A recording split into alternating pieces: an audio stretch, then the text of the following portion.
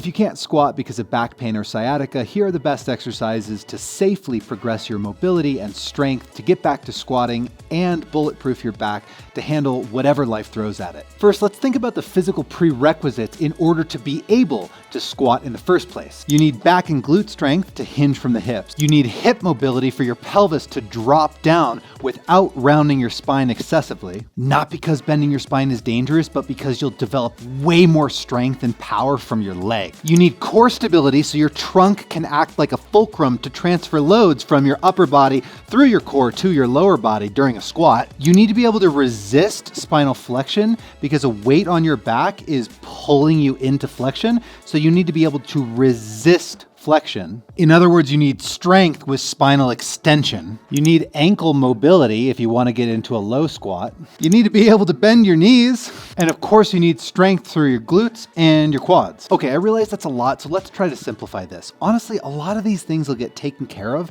by simply progressing a squat. Ankle mobility, hip mobility, glute and quad strength, the ability to bend at the hips and knees, back strength, core stability, by simply progressing from body weight partial assisted squats, eventually to unassisted squats, and then eventually to greater depth, and then eventually adding weight, is going to check all of those boxes. But by taking a more comprehensive approach, we can minimize flare-ups and maximize predictable progress. Let's get to it. So here are the best exercises in order of difficulty to get back to squatting and bulletproof your back. First, if you ever want to squat with heavy weights, you need the ability to hold a weight on your upper body without that weight forcing you to round your back while you're moving your hips. So basically you need the ability to move your hips and legs without moving your back too much. So you need the skill of creating intra-abdominal pressure. So step one is belly breathing. One hand to the chest, one hand to the belly, and you're just practicing pushing your belly out when you inhale. Okay, so you inhale, push the hand that's on the belly up, and then when you exhale, the navel will drop down towards the spine. Get used to that and try to do it in a way that's not excessively tensing. Don't brace like crazy, just practice being able to breathe into your belly. Pro tip, if you can't feel that, you can place a weight on your belly and then inhale, try to push the weight up, exhale, let the weight drop down. Inhale, push the weight up, exhale, let the weight drop back down. And try to do it without moving the chest very much. Next step is practice moving your legs without moving your spine. So we can literally just practice lifting the legs and setting them back down, or you could lift one leg at a time and set them back down. Or you could start to do heel taps with one leg elevated at a time. And the goal here is basically just don't have the back doing big, huge movements with the legs. We want to try to isolate the hip movement as much as possible while keeping the spine mostly in one place. Perfection is impossible. We're just trying to develop a skill. Eventually we can progress to dead bugs. Eventually you can add weight to a dead bug. By the way, pro tip, you're inhaling when you reach. That's when you need the most intra-abdominal pressure. Exhale, bring it back. The reason we do that is we need the most intra-abdominal pressure during the hardest part of the movement, and then we need the least core stability during the easiest position of the movement. In the same way that during a squat, the bottom of the squat is the hardest position. That's where you would breathe in as you sink down to the bottom of a squat and breathe out as you press up to the standing position. Simple check is which position of a movement is the hardest position to hold. In a squat, you could stand up for a long period of time, but holding the bottom of a squat for a long period of time will be very difficult. So you inhale into the hard part, exhale out of it back into the easy part. Okay, then we can flip it the other way around and practice the same thing. Try not to move your spine while we're moving an arm and a leg. So yes, a bird dog is a fine exercise in early stages of rehab. You can always do one leg at a time or just an arm at a time to make it easier. And as a skill drill, you can put a block on your low back and try to move your arm and your leg gently without moving your spine. You'll know that you're moving your spine because the block will fall either forward or backwards. Next, we want hip mobility, so we can practice child's pose rock backs. Pro tip here, we want to squat with a wide stance anyway, so when you do child's pose, take your knees wide so that you have plenty of room for the hips to drop down. and that's going to give you greater depth, right? Because if I put my knees together and I try to go back, I have to round my spine pretty early on to get that depth, unless you have a lot of hip mobility. But if you take the knees wider, you're going to have a much more comfortable squat position, and then we can drop back while maintaining less bending of the spine. And as always, bending is not dangerous. It's just that if we eventually want to load up really heavy weights, we're practicing the skill of being able to move the hips without moving the back, so that when we do load up heavy weights, you'll have the hip mobility to load most of the exercise into the legs. Yeah, your back is still going to do a ton of work in a squat, and that's part of the point of it, is you're going to get a really strong back. But if we can get used to that skill, then you're going to be able to maximize the potential that your legs have to give you that strength and power without overtaxing your back. Okay, there's two other things I want to show you from the ground. Number one is we need spinal extension so we can practice Supermans. We can start by just doing one leg at a time and do kickbacks. Then we can practice one arm at a time. Then we can practice little baby cobra holds. Then we can practice baby cobra holds with one leg, then two legs, one arm forward, two arms forward, and then eventually you can work up to swimming. And one way to combine extension strength with core stability and isolating your back movements from your hip and arm movements, which is replicating the complex skills required for a squat, is to do a banded bird dog. And if you really want to level up, you can hover the knee and then do a banded bird dog. You can also do kettlebell pull-throughs as a source of variety and core stability. Hey, real quick, I'm Dr. Anthony Davis. I empower people with back pain and sciatica to reclaim an active life, just like I did. I had chronic pain for over 10 years. It was debilitating. I literally was drinking myself to death. That was my only coping mechanism. So I know pain and I know what it takes to get through that.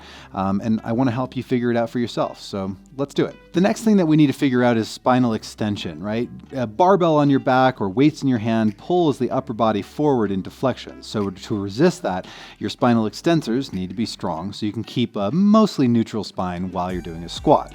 So we can start off with simple things like bird dogs, or just lifting one arm at a time, or even just lifting one leg at a time.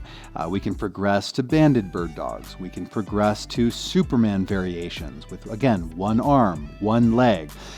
We can work in back extension variations as well. There are a lot of different options, Roman chair, GHD machine. There's a lot of different ways that we can build that extension strength. But if you don't have machines, the simplest way is really just to progress a hip hinging variation as well as a founder variation. So a founder is just a hip hinge with the arms forward.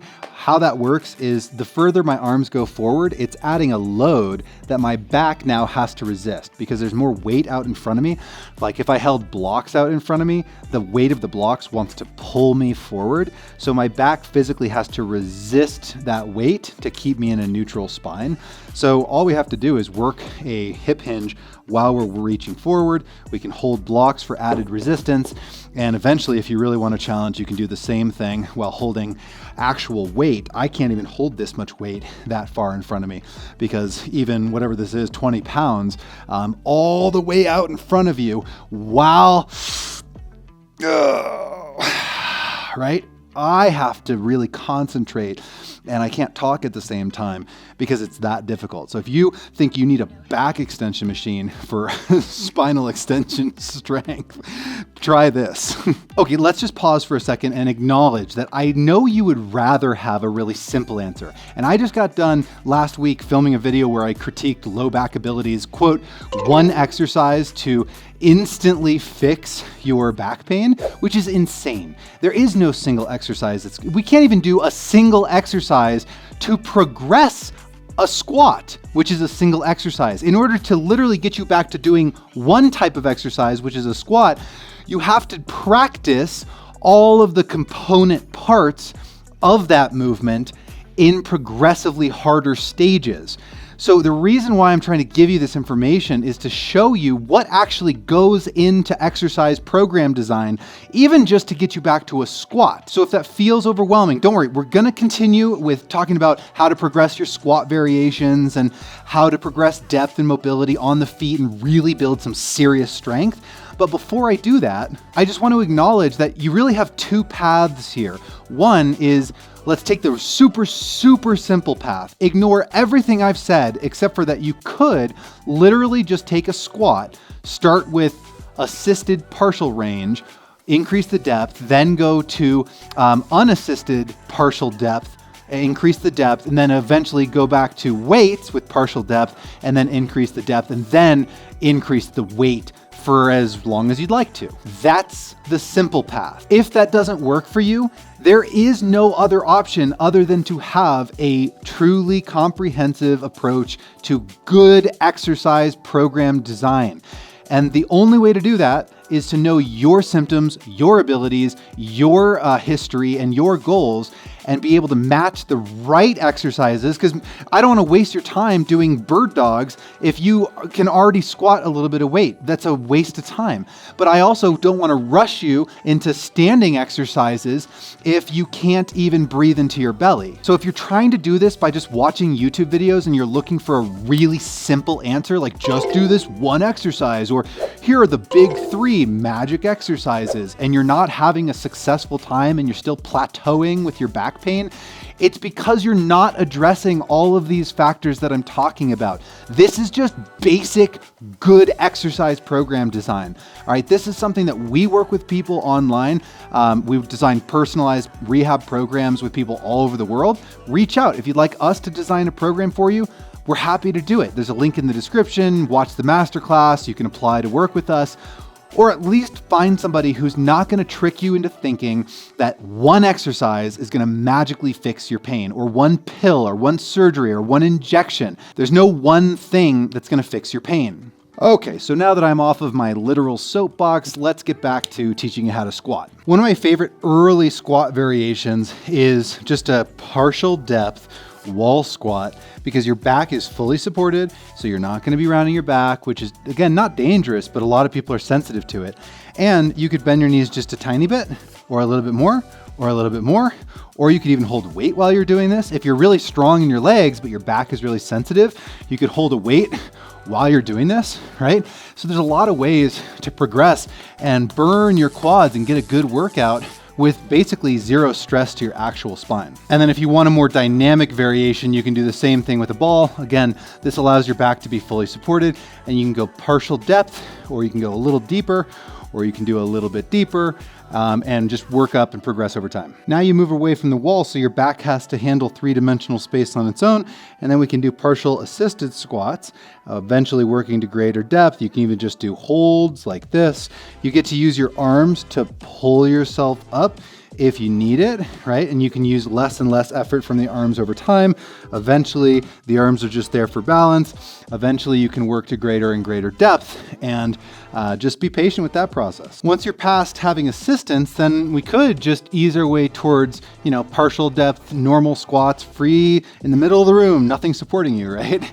Seems scary, but again, if you put in the work, you'll be fine to do this.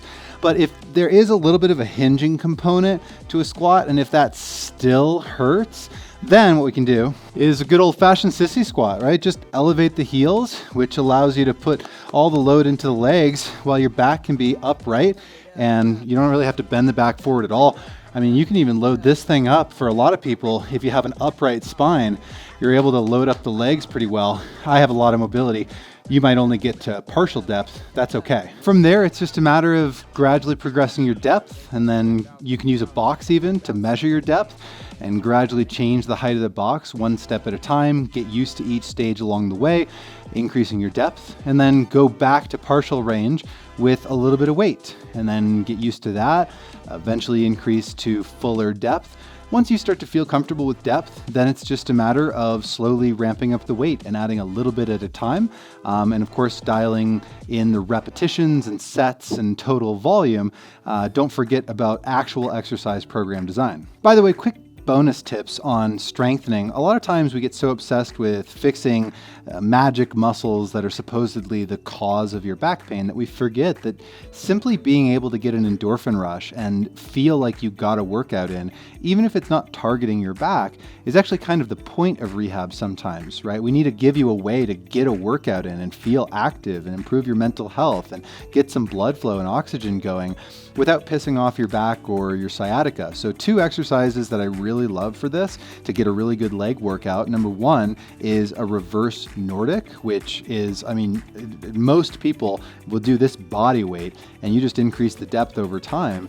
And it's the best burn that I've ever had in my quads in my life with 0 weight. So that's a great way to strengthen your quads while your back is essentially neutral the entire time. The other exercises I really love are isolation exercises in the gym or pseudo compound lifts like a hack squat or a leg press, because you can load up the legs and get some strength. Or a quad extension is a really good one as well. Although sometimes that does irritate sciatica because you're straightening the leg.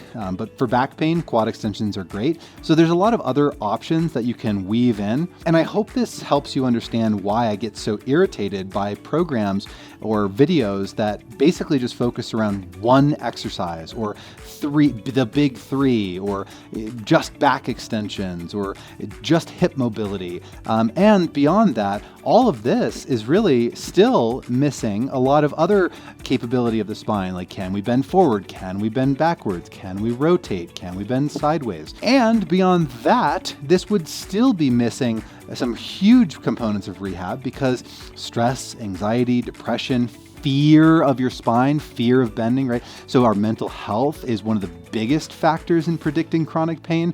Not to mention, are you eating healthy and giving yourself building blocks to develop muscle strength, to recover? And are you getting good sleep so that you can recover? Those things matter just as much, or for some people, even more than the exercise selection. So to recap, in order to progress to any exercise, all we have to do is look at what physical prerequisites are required to do that activity. For example, with a squat, we need to hinge at the hips, we need glute and quad strength, ankle mobility, core stability, we need to be able to resist spinal flexion with spinal extension, and we need to quite simply progress the squat itself. And breaking down each of those and asking yourself how many sets, how many repetitions, how long should your rest periods be, how many days per week should you do these exercises, how many total exercises should you work into an individual workout, and how often should you cycle between different exercises. These are the in-the-weeds sorts of questions that are difficult for people to figure out on their own.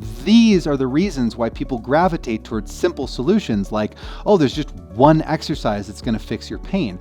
But that's the reason you're stuck, is because we're not answering those questions. If we do, you will get stronger. You will improve your mobility. And when we do that, pain and numbness and tingling and burning and spasms and cramping, chronic pain tends to go down as well as your strength and mobility improve with a predictable, systematic approach to exercise. So if that's overwhelming and you need help, again, we work with people online all over the world. We are experts at program design and looking at you like a whole person and figuring out exactly all of those variables, how they match to your situation.